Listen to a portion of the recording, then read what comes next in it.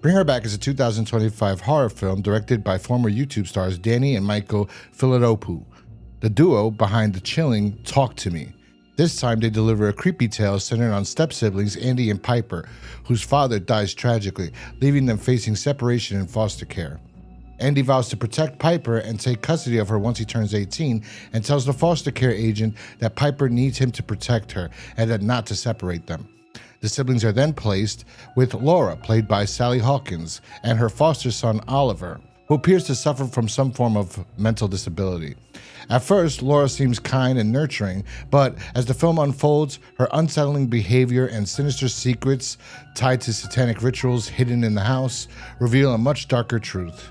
Will Andy and Piper escape Laura's sadistic house of horrors? Well, you're gonna have to watch the movie to find that part out. But before I give my final rating on this film, I want to dive into what I thought worked in the film and what didn't work, and then my overall thoughts without giving any spoilers.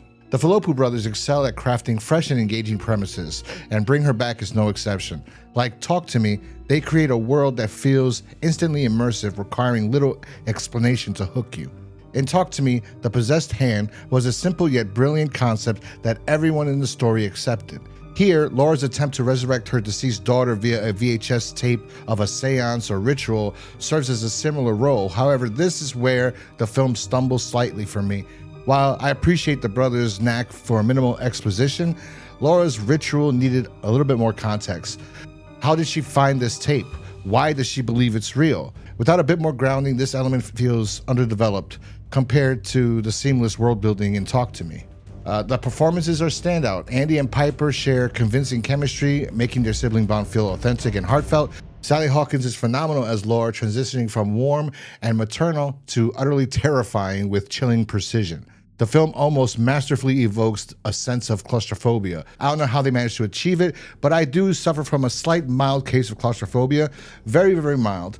And somehow, while watching this film, the entire time I felt like the walls and everything was closing in on me. This movie really made me feel anxious and nervous.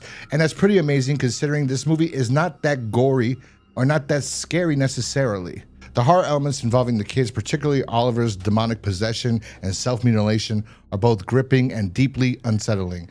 As a horror fan, I'm not easily rattled, but these scenes pushed me to the edge of looking away several times. And I'm assuming it's because Oliver's a child. And actually, I think the chemistry between the lead characters, Andy and Piper, was so well that I didn't want anything bad to happen to either of them. Like, I really did care about these two, and I wanted them to survive this nightmare. Even Oliver, I felt bad for him when there's a scene where something happens where you realize something and you're like, oh, this poor kid. But nonetheless, I think it's phenomenal acting between everybody, and I think the director did a fantastic job getting you immersed in the film enough to actually care about the characters, and then also being able to make you feel, uncomfortable while watching the film and not wanting anything to happen to them. So I think they excelled at that regard as well. Thematically, Bring Her Back explores trauma and loss more effectively than Talk to Me. Both films tackle teens grappling with a deceased loved one, but this one adds Laura's perspective as losing a child, adding depth to the emotional core.